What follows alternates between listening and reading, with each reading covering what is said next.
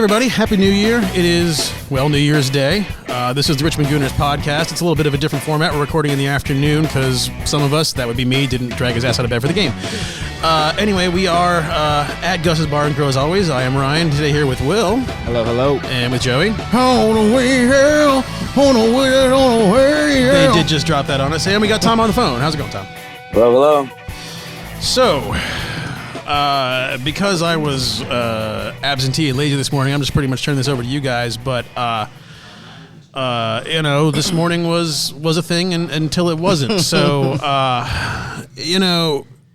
for me, like just having seen kind of like caught up on the tweets and everything, the main takeaway for me is that we start the year losing to them 5-0, and yeah, we had COVID issues and whatever else, but this game, as much as the outcome may not have been the just outcome, we still acquitted ourselves very, very well. Probably deserved to win. And whether we get the points or not, which obviously we don't, I mean, I think it's a good sign going forward. So I open it up to y'all. Obviously the refereeing is kind of the takeaway, but I guess let's open up to our resident referee first. So let's just get this out of the way. Will, go. Not great. Not great. Yeah, I think that's. I think he's being nice when saying that, but yeah, I would have to agree. Movement was really poor. You knew it was a bad sign too when our game was delayed because an assistant referee got injured apparently. Couldn't make it. They had to call in Neil Davis to come in, and he was. So we didn't even have a fourth official for the first 30 or 35 minutes absolutely. of the game. Oh, wow. It's kind of funny when that guy finally rocked up, he looked performance. hungover as hell. Wait, Tom, what'd you say?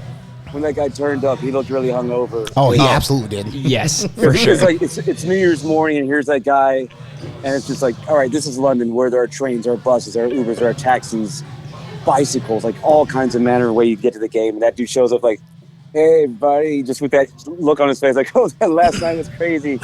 Well, I do think he got called in. I think the original ref got injured, and Neil Davis got called in. He did. He did. Well, still, but if you're on call, you probably shouldn't be raging the night before. I mean, I don't think it was like an official on call thing. I think it was. I think they just like said who's generally around. Does not happen. Yeah, because it definitely did happen very, very abruptly. Yeah. Because they had to move the fourth official to the AR position, and then we had to wait for him.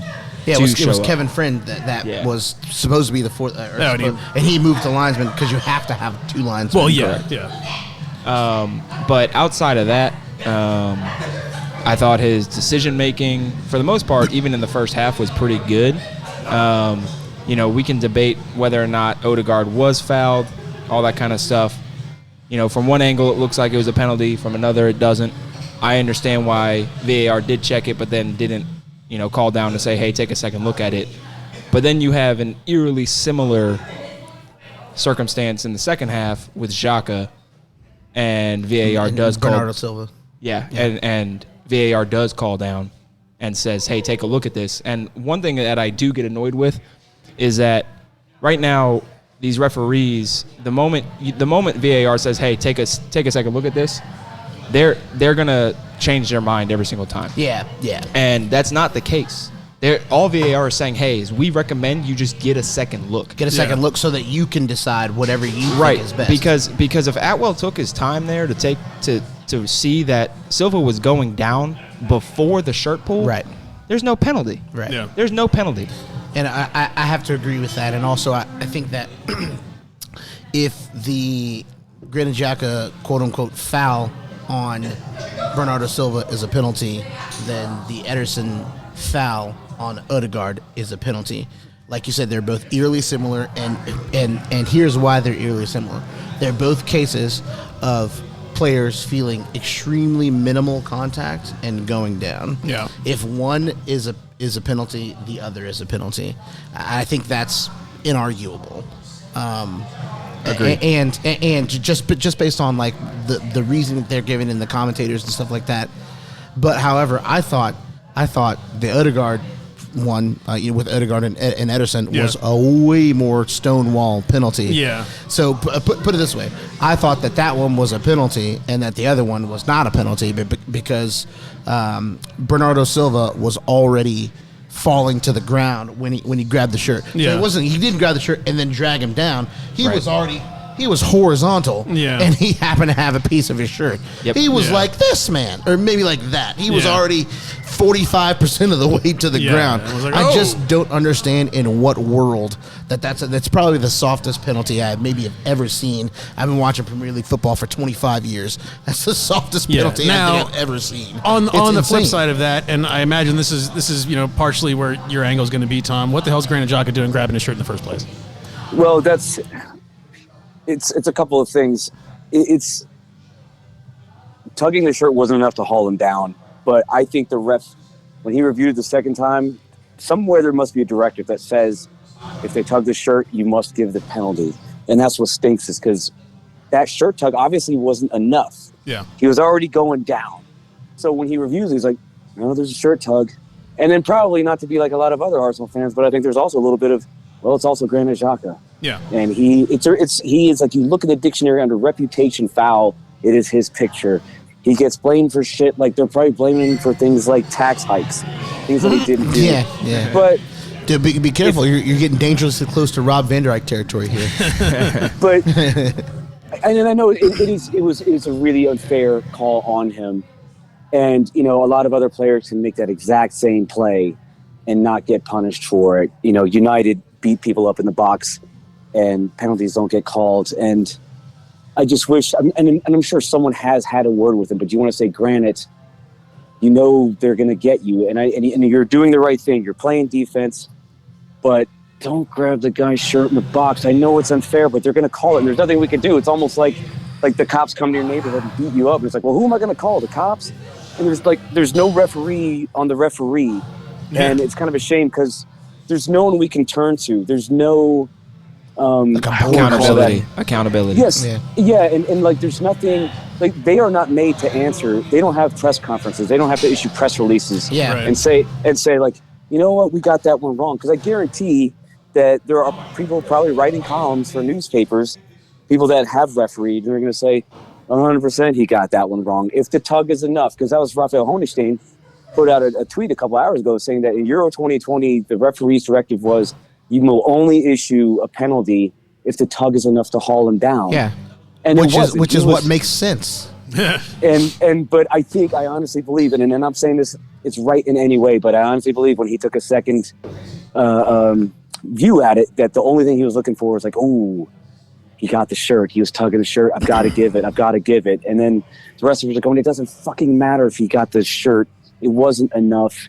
He was going down, and he wasn't even trying to score. That's like the worst part about this is it ruins the game. VAR has ruined the game in a number of ways, and the number one way it's ruining it is that players like Silva will continue to do this because it worked. Yeah, Players like Silva, that were already cheating diving cunts will be more of a and cheating let's diving cunt. Let's not forget back in the summer, because City, like one or other team, just had an embarrassment of riches, and Silva was kind of being left out in the cold. And the rumor was that he was offered a move to Arsenal, and he's like, no, I don't want to go to Arsenal, LOL.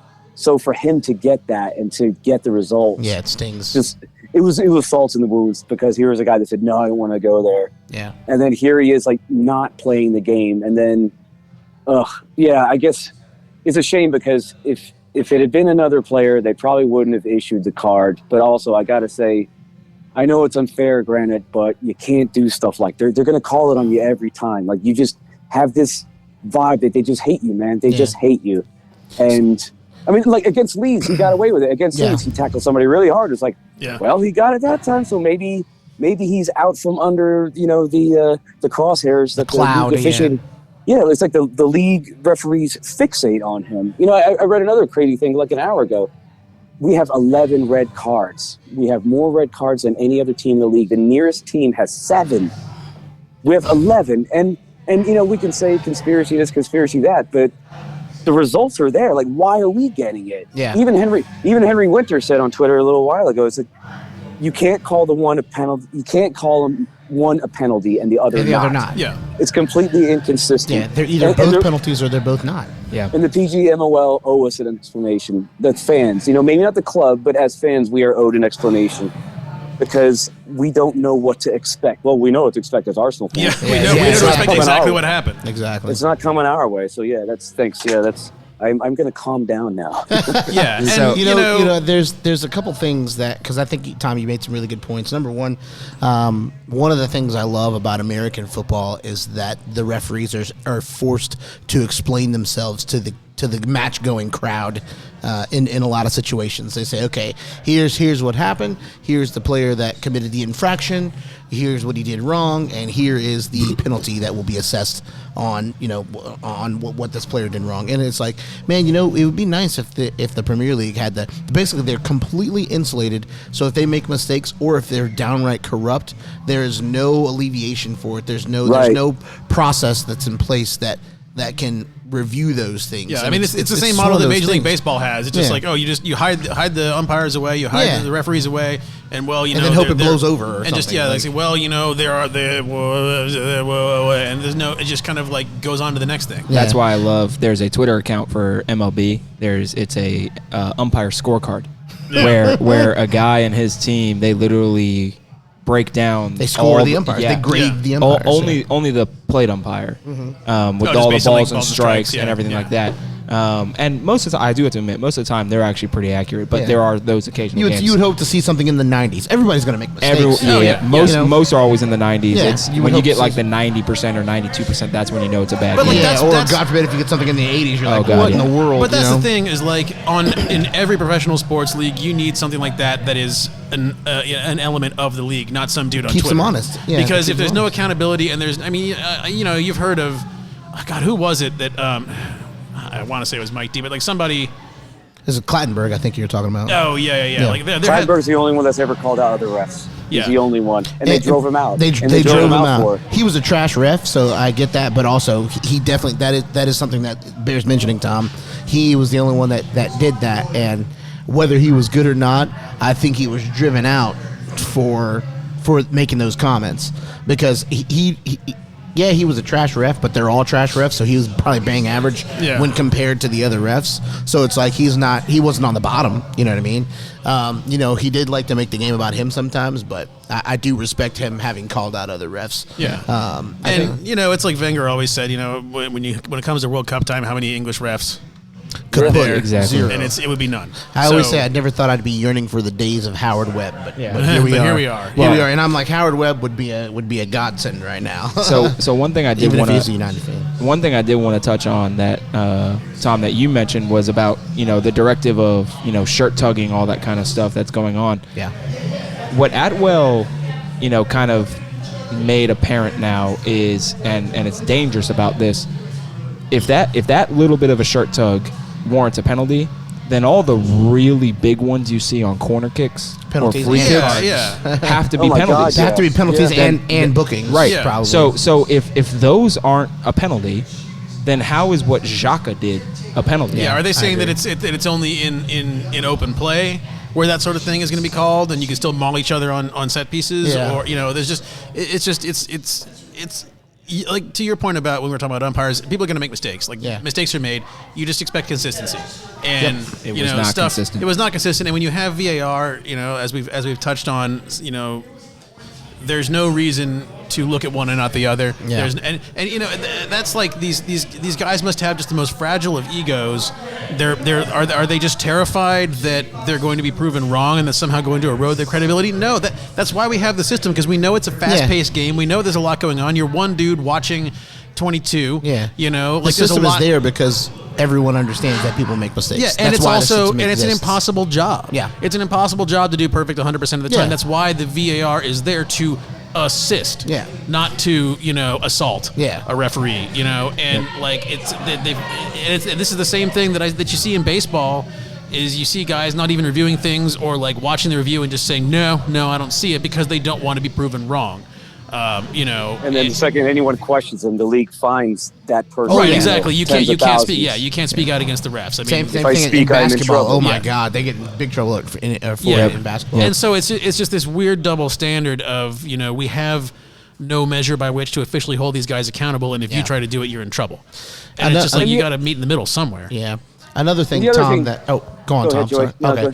So I was going to say the other thing is that I made a joke earlier about, dangerous because you're getting into Rob Van Der Eyck territory, but him and I were talking this morning on Twitter, and he was like, it's Granite Xhaka's scarlet letter that does us in, and I'm arguing with him like that did us in, and I'm like, oh, it's bad officiating, and then I realized we were actually saying the same thing because Granit Xhaka's scarlet letter means that referees are going to award fouls against him that they wouldn't normally award to other players, meaning that referees are judging a player based on his reputation and not based on what's actually happening in the game, which is bad refereeing. Right. So I'm like, you know what? We're saying the same thing, actually. Yeah. Correct. If he had done his typical thing where he clumsily puts in a wrong foot, and then that guy falls over, and then he does that thing where he sticks his hands in the air and goes, I didn't do anything. If he had done that I didn't do anything hand gesture, I'm pretty sure that they would not have awarded the penalty. They would have seen that Silva, flopped with the shirt tugging. He was like, oh, I got him on the shirt tug. It's just, so what I was going to doors and corners, that's where they get you. Yep. So what I was going to add was the other thing that really bothered me about Attwell, and he actually did referee a very good game that first 50 minutes. The first little because he was letting us get advantage, and he was letting them play ball. And I'm a huge proponent of referees just allowing the game to flow. Mm-hmm. But and this is a pet peeve of mine, probably my biggest pet peeve this year of referees. And I don't know if this is just this year or an accumulation of but it seems like any time there's a foul at the midway line, specific if a team has just dispossessed another team. And if the guy that is in possession of the ball is making a play to go forward on the halfway line, if anyone dare touches that guy, it's a booking. It's a booking, and it's not a booking. Except against City. It's not a booking. City doesn't get those yellows. Exactly. And so Gabriel, okay, he fouled the guy, but it's not a yellow. And immediately Attwell, and Mike Feinberg is the first one that coined this phrase that the referees make the game about themselves. Yep. Yeah. And when they do stuff like that, they disrupt the game. They get out there and they make a big procedural thing of walking up and putting their feet together and getting the card out. And it's just, can we please have a foul on the halfway line and it doesn't amount to a yellow card? But it's just, they're almost like rookie cops, just like they got their finger on the trigger, like, oh, I can't wait. I can't wait to issue this card. Shoot somebody, yeah. I think it's a thing where you mentioned earlier, like, maybe there's a directive to give the penalty no matter what if there's a shirt tug. I think there may be a directive to give a penalty or to give a booking no matter what for quote unquote, like a halfway line foul. Cynically stopping an attack foul in that area. Yeah, a professional foul, cynically stopping an attack, and I see it all the time, and it sucks and it's stupid, but I've almost gotten used to it, which is a shame. Because you and I, we see it so much. And I knew you and I have even talked about this before, Tom, about how, okay, wait a minute. Yeah, he might have been, going forward, but like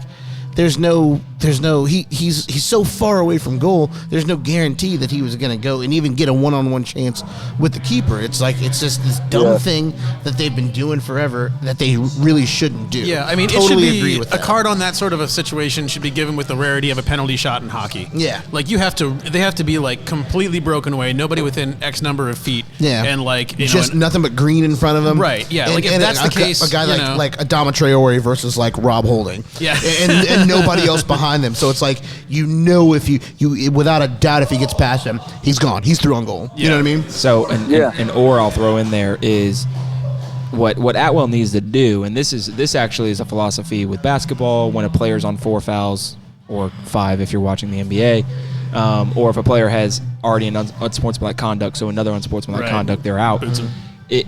So Gabriel's on a yellow. So as an official, he's on a yellow. He needs to earn that yellow. Yeah, he needs to earn it, and the foul that he did, was it a foul? 100%. Yeah, it was a foul. 100%. Yeah. Was it cynical? No. Yeah. I think he just didn't expect that good of a turn from off of the chest from overrated Jesus. and then he stopped running, and then their bodies collided. So award the foul and let it go on, especially because of the fact that, to my knowledge, I'm pretty sure that was Gabriel's first foul of the game. Yeah. And so you're gonna say his first foul of the game at midfield when there's still 4 defenders back is worth sending that it's worth giving a second yellow. Yeah. And so I don't think Attwell applied that mentality and that philosophy into that, where it's like He just wanted to give that second yellow rather than did he earn this second yellow.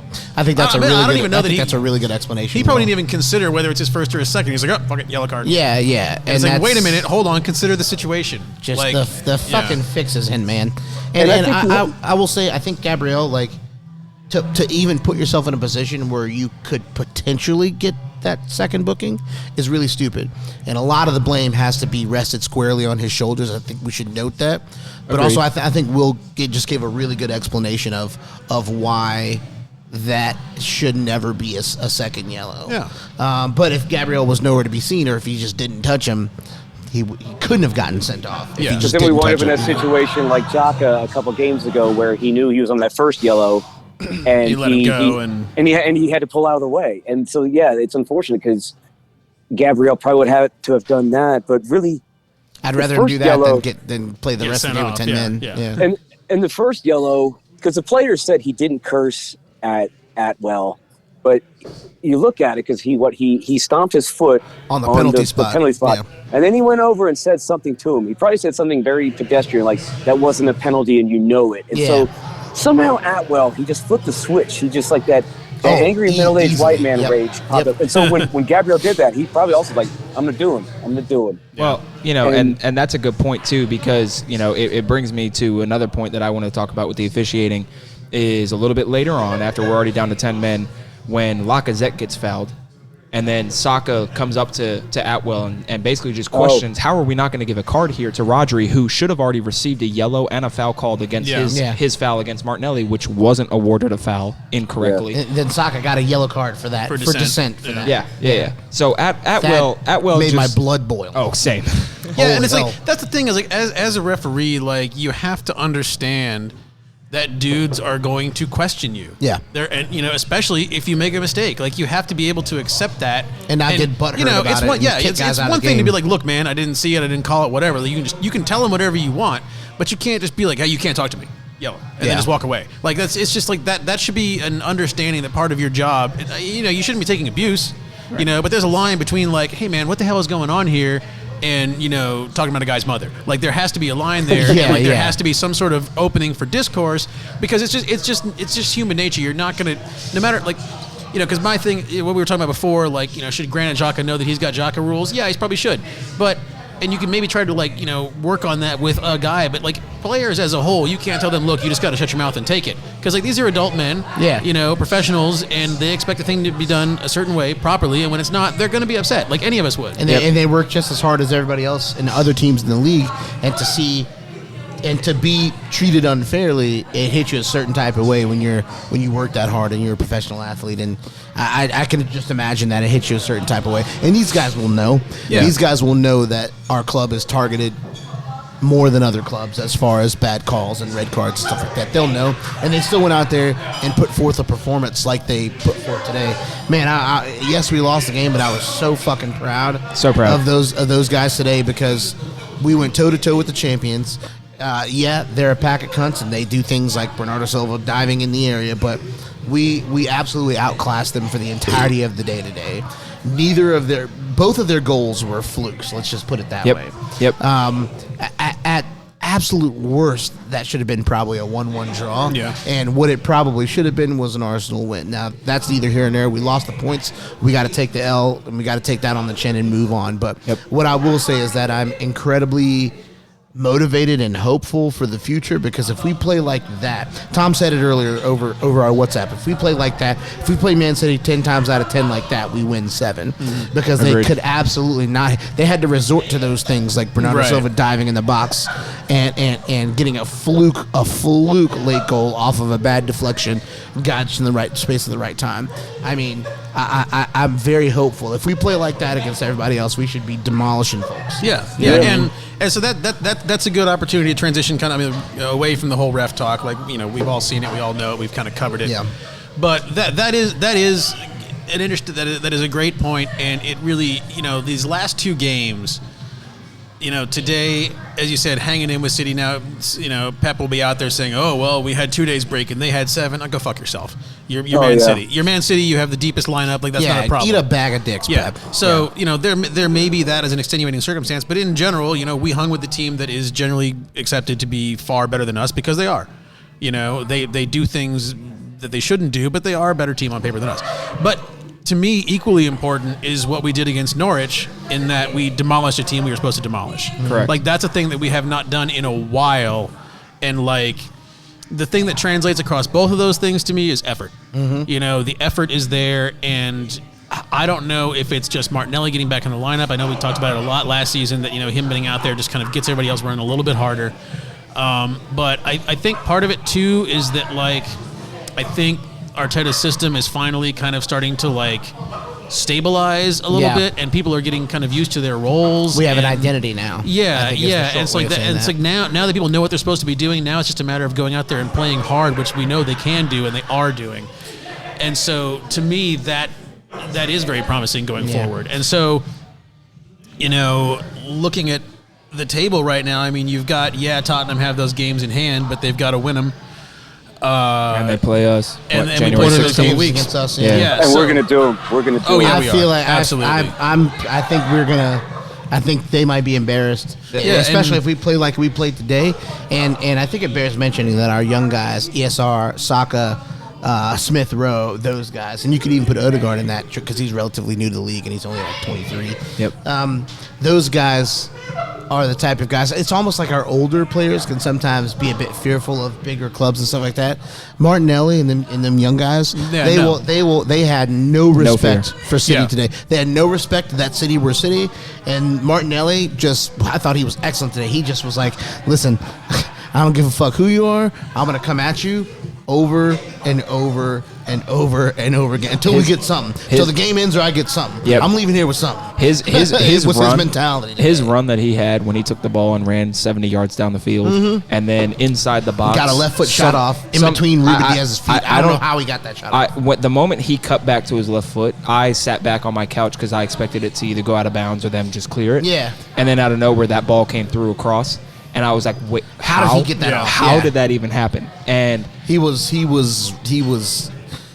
good. His ceiling is unmeasurable. Yeah. I mean, This is his second game where he could have had a halftime hat trick. Hat trick, yeah. I call him Diet Ronaldo. Yeah. Ronaldo light. Yeah. Joey Chapman and I had that conversation during the game. He said he's going to be our next striker, and I'm like, I think he's going to be like Ronaldo. He's going to get up there and do whatever the hell he wants to do. Yeah. He's going to collect the ball on the wing and do his thing. Do whatever he wants to do. Yeah. I think we still lack a clear number 9. That's the one thing that we really need. But and Lacazette is the best at that role, and he's probably leaving.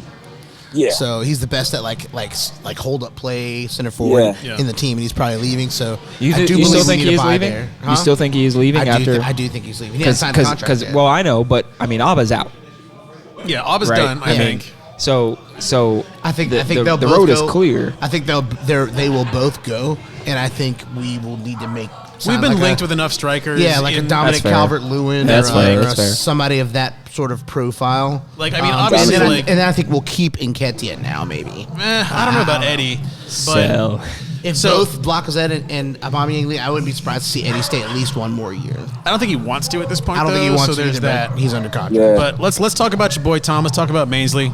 The Roma rumors are out there. I'm at the point also where Everton. Something about Everton. Yeah, I'm reading today. They're not going to let us fleece him again. Yeah.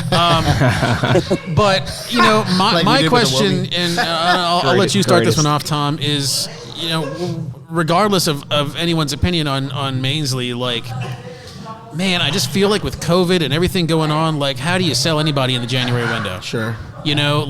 To me, that's unless you buy 2 players in that position. Right. Well, Mainsley's extremely versatile, so he can do pretty much anything as far as wing or in the center of the park. Yeah. He can play. I mean, he played for England at right back. So depending on who the manager is, they can mold him into any kind of role. Yeah. And I know there was that story a few years ago where he said, I don't do windows, meaning I don't want to play right back. And then since then he said, look, wherever the manager tells me to play, I will play. Yeah. Now, I think we need to hold on to him because with AFCON coming up, yeah. I mean, God knows what happens. If Granit Xhaka does his ankle Now we got Sambi Lokonga, and Mainsley, I think, deserves. He was man of the match against Watford, and he played in the center of the park. He's athletic. He was very good. If pacey. If heaven forbid Tomiyasu went out, he's a guy I would call in to play right back, because at the very least, say like today, he would have gone up against Raheem Sterling.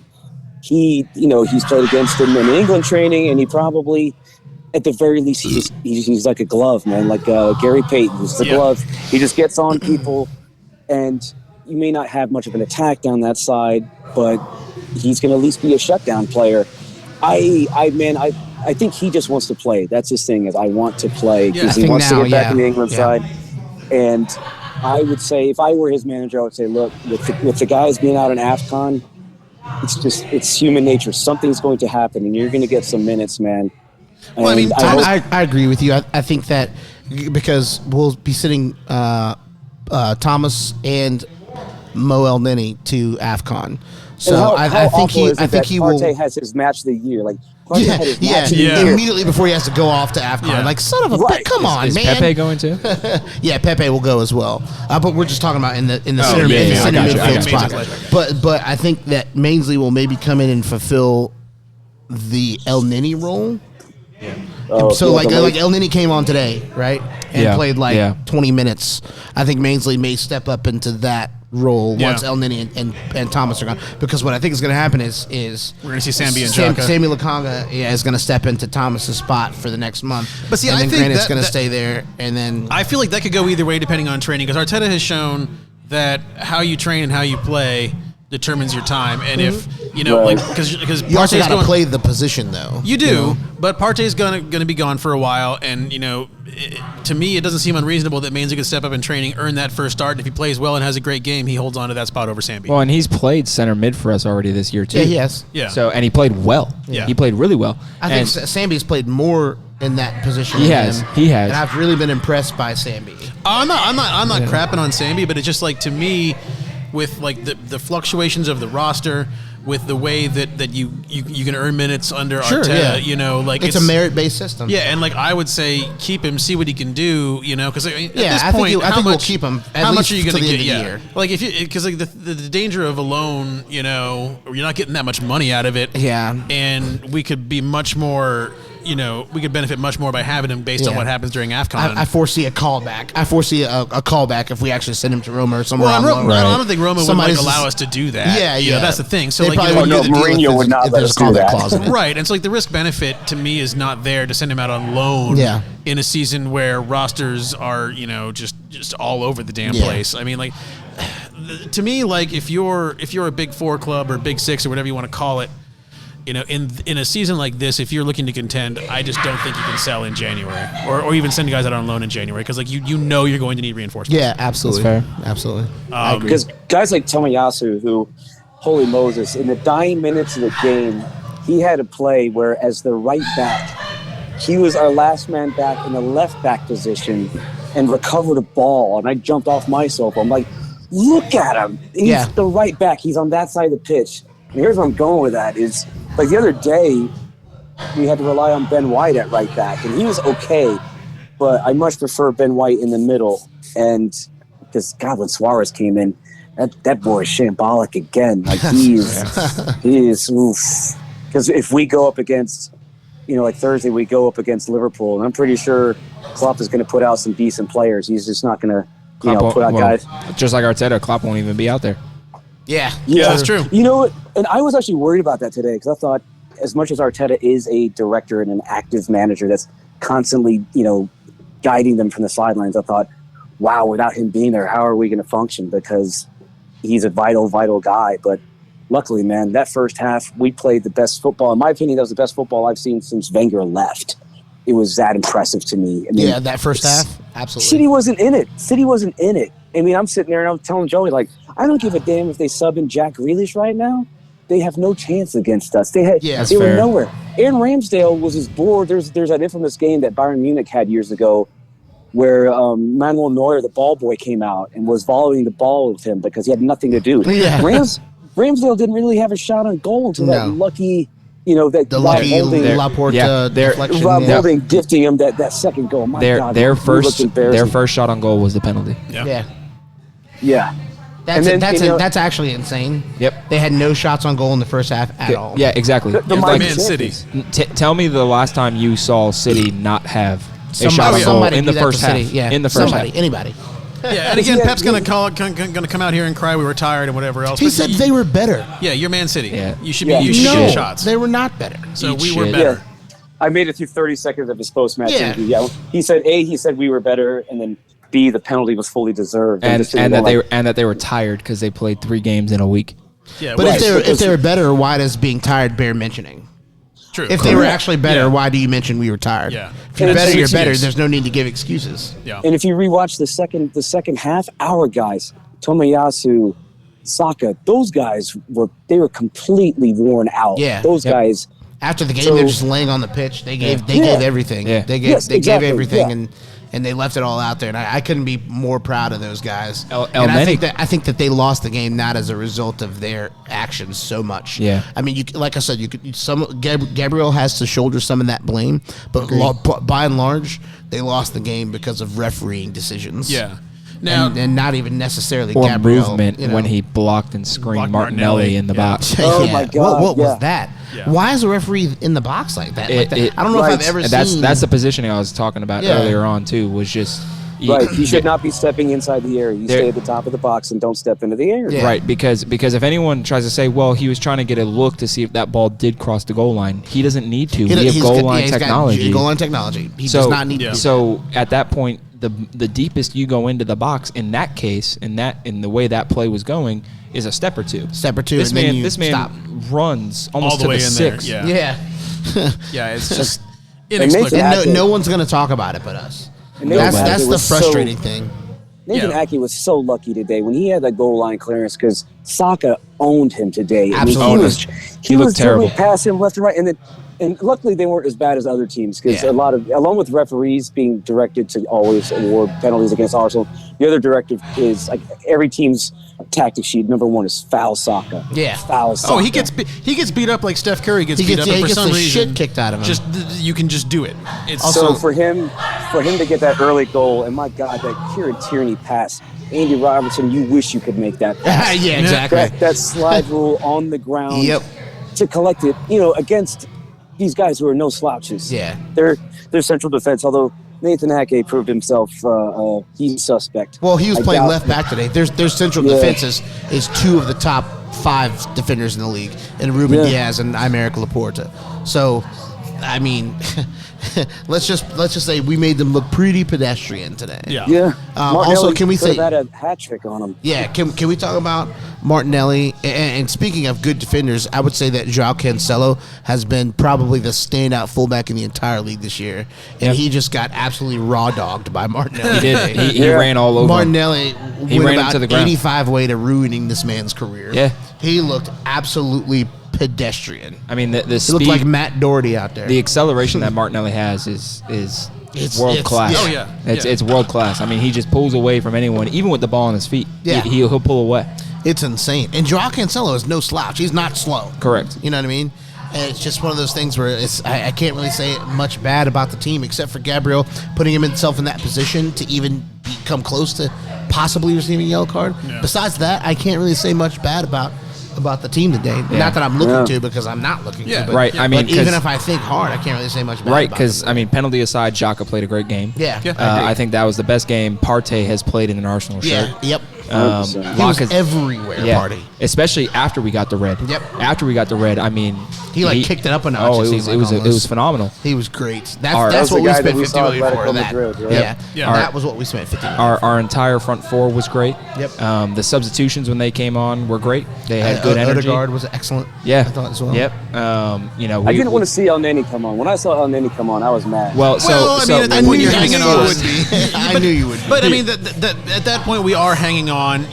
But it was also Saka was cramping pretty Yeah. badly, so it was kind of a forced sub. And I'd rather have El Neni come in at that point rather because we were so close near the end of the game that hey, let's see out a point. Yeah, exactly, And exactly. let's Like at that put point, in- look, we are down a man. It's City. you just want to see it out. Yeah. You know, like could you bring on Pepe, are you going to bring on Eddie, who we are like?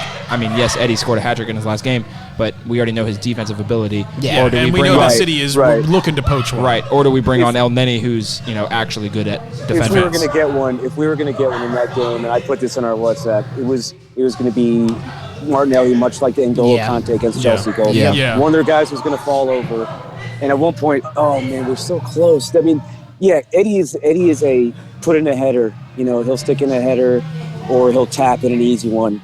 And this was not his game. Eddie would have been completely invisible today. Yeah. This game existed outside of the 18 box, and Eddie exists inside the 6 yard. He exists inside the 6 box. Yeah, he is a spirit. He is a phantasm outside of the 18-yard box. Eddie also infamously misses a lot of easy ones. Yeah. And I think today is one of those days that he would have missed some easy ones. Yeah. I mean Martinelli missed some, but like you were saying, Joey, like to get off that shot against those two central defenders. That was insane. Yeah. It was crazy. There's like maybe 2 or 3 players that can do that in the league, and I was shocked. Well, and a few minutes earlier when he had that right-footed curler. Yeah. That, I thought that was in. Ederson even thought it was in. Yeah. When he dove for it and he knew he couldn't get it, he was just looking back at the ball, just praying it wouldn't go in, and it didn't. So, and going back to 8 inches above the corner, and his third chance, the best chance, right after they scored the unwarranted penalty, was when it was a wide open goal. Ball came right back to him, but the referee runs right in front of him and makes him have to change his route. And at that point, he probably felt rushed in his mind. Yeah. And instead of just, taking that quick second because he felt that pressure and rush, he just hit it. I can't remember if it was and he hit the post. If it was you, Tom, or acts as an Joey extra that said like defender. that ball was coming at him quick. It was coming at him quick. But still, like, that's all the more reason you need all the time in the world. You need all the time you can get to adjust. So not only is the ball coming at him quick, the referee screens his vision. So now he loses the ball, then has to pick it back up, and then he tries to take it. Because he knew if he took a touch there, his chances of scoring is probably non-existent. So he knew he had to one-touch it. Yeah. But because he most likely lost vision on that ball because of the referee's actions. Yeah. Right. Referee did just enough to defend. Correct. To defend for his team. Perfect defense. So, I mean, this is no transition here. Let's look forward. Talking about teams being tired, we're about to get tired if all these fixtures go off. You got the semifinal of the League Cup on Thursday. Then you've got FA Cup on Sunday. Then you got the other leg of the semifinal of the League Cup the following Thursday. And then you have Tottenham the following Sunday. So, I mean... And then Burnley after that, which is not an easy game. Right, yeah. Are we at Burnley? It's at home. It's at home. Is that home? But, so I guess my question is... I assume Liverpool is going to be rotating heavily for the League Cup games. I feel like we do as well and just roll the dice and see what happens. I mean, you remember that game Joe Wilkes scored that screamer? That was think about the players that played in that game. You probably can't name half of them. Yeah. So I feel like if it was me, I would say let's play our preferred 11 in the FA Cup and against Tottenham, and just let the Carabao go as it will. But I mean, does anybody not agree with that? I would like to see some of like a Charlie Patino in that game. Yeah, I would just like dig to see deep. Yeah, I would like get Balogun out there. Yeah, I'd like to see Balogun in that game. I think Odegaard will sit. I think ESR will come in. Yeah, I think ESR will play. I think Martinelli will stay out left still. But here's the thing. I know our position on the table. I know we're sitting Champions League spot, everything like that. We're sitting really pretty to at least get European football. Yeah. Right. But winning this cup guarantees Europa League at worst. Yeah. Yeah. And so, I definitely if we shit the bed and finish 8th, we'll have Europa League if we win this. Correct. Cup. And so I definitely do think we probably will put a couple, especially because it is a two-legger. Yeah, it won't be all kids. I think Because- Lacazette might play. Like Holding might captain the side. It's possible. Because if we start Balogun, Holding might captain the side. And he won't be playing against Salah and Mane and them guys because they'll rotate too. So this might be a game that's okay for him to play in. I think we might see some Lakanga. Yep. We might see Nuno Tavares. Yeah. We might see Tavares. Tavares. Tavares. Yarsh.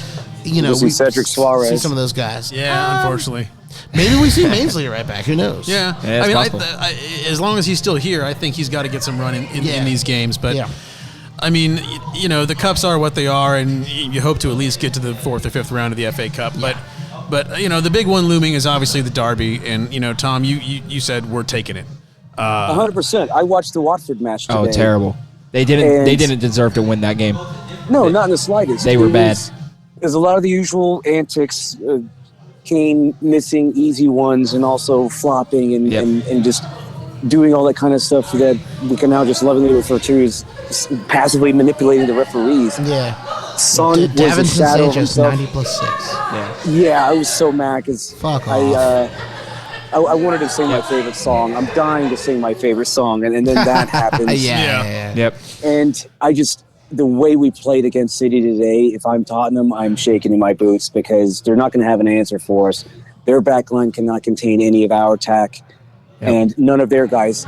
Kane is not going to be able to pull off anything on Ben White. Now, I don't know if is Gabriel going to be out for that one? I imagine he is because we're not going to have. Yeah, it'll be a 1-game suspension, right? It'll be a 1-game suspension, but it's any FA game, so he'll be out in the FA Cup. He'll be out for the Forest game. He'll be out for the next game. It's any FA game, right? Is the EFL Cup FA? Yeah. Yeah. Well then, so there you go. He'll be there for Tottenham then. Yeah. Okay. Well then I'm not worried at all then. Yeah. There's nothing about Tottenham in this iteration, even with Conte. And they haven't lost, but they haven't played anybody that I really would consider a threat. Yeah. I mean, as of right now, the only team I would be worried about would be going back to Liverpool away. Yeah. Even though we went toe-to-toe with City today, I mean, we dominated them today, but Liverpool, I think we hung on and we're in there. Like, we might get a smash and grab point out of this. And then we completely unravels. And I feel like Liverpool might be the only team that if we go away, and luckily we don't have another away lined up, at least not in the league. Yeah, just the EFL. They're the only one I would be worried about would be Liverpool, because when Mane, Salah, and the Brazilian guy whose name escapes me. Firmino? Firmino. Like when those guys are firing on all cylinders, pretty much no one can stop them. They're league champions, they're European champions. I wouldn't even say Firmino. I would say Diogo Jota. Yeah. He's taking that spot. He just destroys us. Yeah. Well, and that's the thing. He scores every time he plays us, man. And that's what I loved about today's game too. Was just like, there's only 2 teams that I truly, when I go into the game, I'm sitting like, do I hope we win? Absolutely, but City do I expect it? Right, exactly. So, and I want to play Chelsea right now. They're dropping points. Oh yeah, absolutely. Yeah. I'm never afraid of Chelsea. Coming out and just turn the whole thing into a goddamn soap opera. I'm never afraid of Chelsea. The fact that when we played Liverpool last time, we got dominated by them, and so the performance we gave today, and we already talked about it. That was really great to see. Yeah, it was really great to see. I'm not afraid of Tottenham. I agree with Tom. I think we'll dominate them like we did at home. Yeah. Especially if we play anything close to how we played today. Yeah. They're not going to enjoy that game. The referee in the Tottenham game also was equally as bad. Yeah. Well, I mean, Premier League refs as a whole, they're bad. Who was that referee? Tom, do you remember the referee for the Tottenham game? I can't remember off the top of my head. No, it wasn't Mike Dean. What, today's game? Tom, I wonder if Google will tell me. Yeah. Who was the Watford player that got fouled right outside the 18, and he still had the ball at his feet and could have taken a shot, but the referee decided to blow his whistle.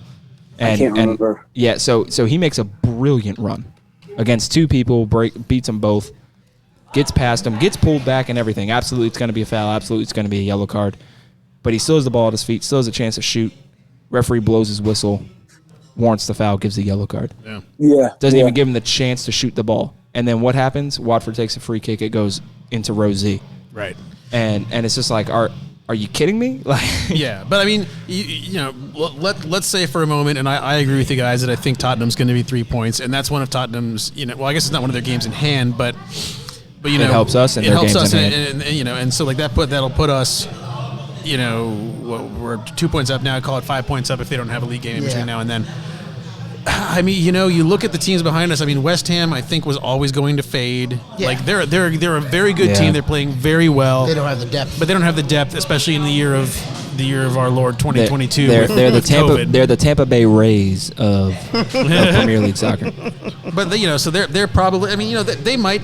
I think they'll finish in Europe. Yeah, they have a chance. I think I they will. agree. But United, I think it's going to be next year before they get their shit together. I mean, they've obviously they've unfortunately for us, Ollie is no longer at the wheel. Yeah. But I think it's going to be next year before they really get it sorted. He's going to have to bring some guys in. And you look down below. I mean, Wolves is whatever. Leicester is all over the damn map. I was just about to say this though. Do not sleep on Leicester. No, don't sleep on Leicester. But because the performance they gave against Liverpool. Yeah, was great. I feel like Leicester can always do that in a one-off situation. That's fair. They're just not consistent. But if they start, if that is the start of something, do not sleep on Leicester. I don't know that it is. I hope not. I think Leicester is still too all over the place to really consider them a contender for top 4. So I mean, I don't want to sit here and say it's a lock by any means. Oh no. But we're in a damn good position. I mean, hell. Yeah, they've got a game in hand and they're 6 points up. But third, you've got 50. City's going to win the league. I mean, there's no question about that. Yeah. But there's 11 points between City and Chelsea, and then another one behind Liverpool, and then we're only 6 back. Yeah. So is third a possibility? It's an outside one, but I think it is. And this is kind of where I was coming from. Kind of what made me want to do a pod today is you look at. Do a quick year in review, but not so much this season, but you go back to calendar year in review, and you just the depths of I don't want to say despair and be over dramatic about it, but I mean we were a mess. We were an absolute mess, coming out of last season. We're, as far as the calendar year in review, I want to say points won in 2021 were third behind City and Liverpool. That's what I'm saying. We were 1 point less than Liverpool in 2021. That's what I'm saying. We were objectively by the eye. It's not bad. That's great. But not bad. By the eye test, we have been a mess up Oh, until agreed. about 3 or 4 weeks ago, and yet we still are in the top 3-4 in points for the calendar year. So I mean, to me, I'm not going to sit here and say all our problems are solved. I think to y'all's point, to Tom, your point, we need a number 9. We need to get a true striker in here. And Arteta's already come out and said, "Hey, I expect some activity." Yeah. Odegaard has one job: convince Haaland to come. And that is the Department of Wishful Thinking for the day. Yeah, if Haaland comes here, I'll stick my dick in the mashed potatoes. If Haaland comes here, I'll stick my dick in a power outlet.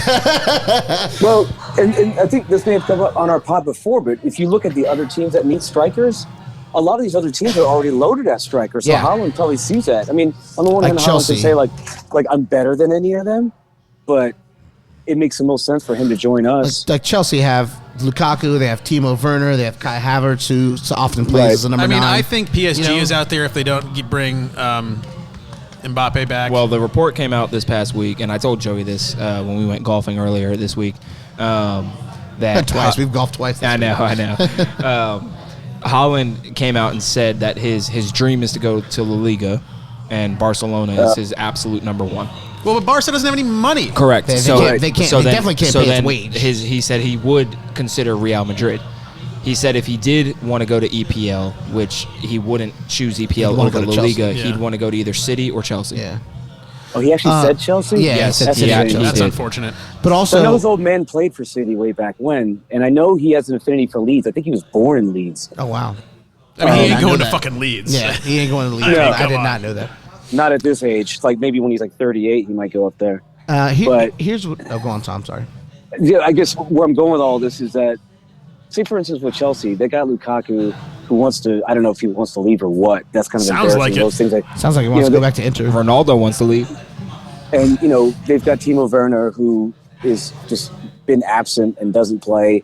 Yet another striker that Chelsea has acquired and somehow Managed to make nothing of. Yeah, starting with Shevchenko all those years ago, Fernando Torres.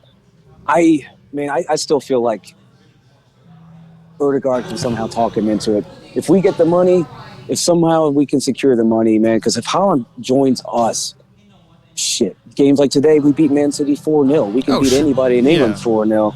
It makes the most sense. Right now, we play the most attractive football out of all of them.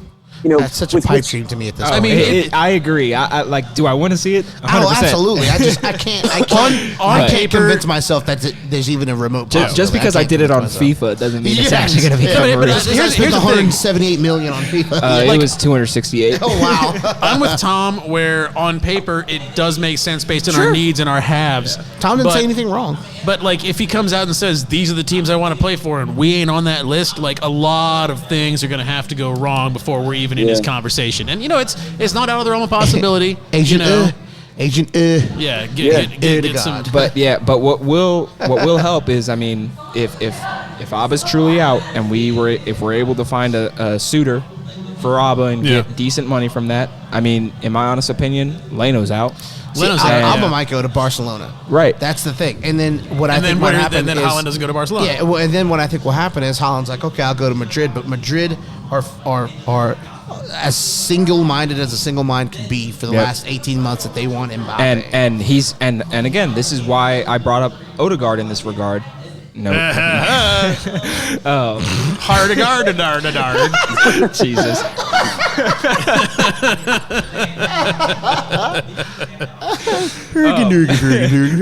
Happy Parenting Day.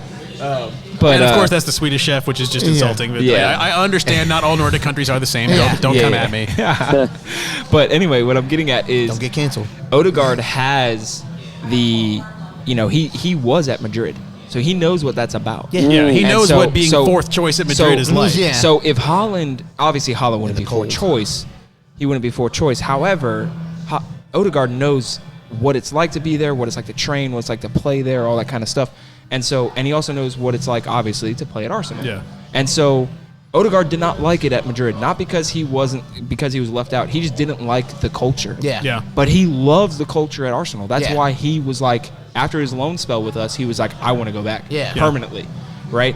So he loves the culture here. So again, pipe dream, 100%. But he is a crucial piece, if it is possible. Oh yeah, no, Odegaard obviously is going. Like the only way he comes is if he's like, look, here's the deal. This is where you want to be, and he's got his ear. Now, whether or not he's got his ear or not, I don't know. But can I give maybe a hot take real quick? Yeah, go for it. So let's say Odegaard ends up at Real Madrid. They don't get Mbappe, or Mbappe re-signs with PSG or something like that. You mean Haaland or? Huh? Do you mean Haaland or Odegaard? Haaland. Okay. What did I say? You said Odegaard. Oh, I'm sorry. Yeah, let's say that Haaland ends up at Real Madrid, and they don't get Mbappe or whatever happens, and Haaland ends up at Real Madrid. Am I the only one here that would be pretty happy if we were then to buy Luka Jovic from Real Madrid? I like Jokic's profile. Jovic, his profile, not How old Jokic. is he? How old is he? Maybe 25, something like that. If there's that big of a difference in age, then go for it. If he's closer to Laka's age, I would rather Let us. me double check here. Yeah, if he's 24. Okay, then yes, I'm good with And he that. turned 24 on December 23rd, so he's barely 24. So I would be he's good with very that. much I know 24 until he's 25. 25. That's got a how long it time works. until that happens. But but he just turned 24. Yeah.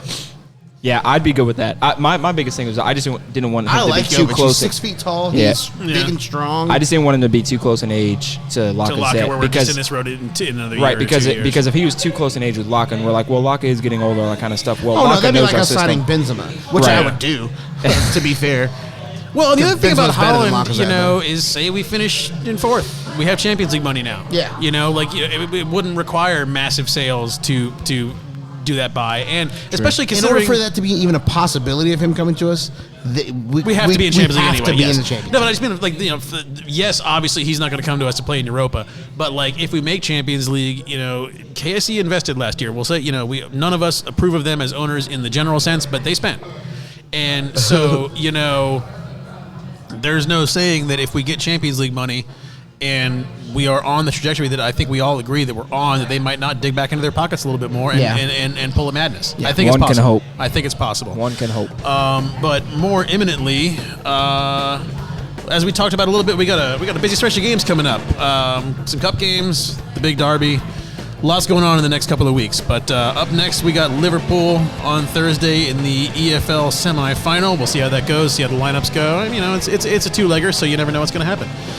But until that time, Everybody have a good one. Happy New Year. Hope everyone has a great 2022. I am Ryan. That is Will. Ja, Gunners, ja. And Joey. Yeah, even blur. And Tom on a remote. Up the Gunners. All right, everybody. Have a good one. Talk to you next time.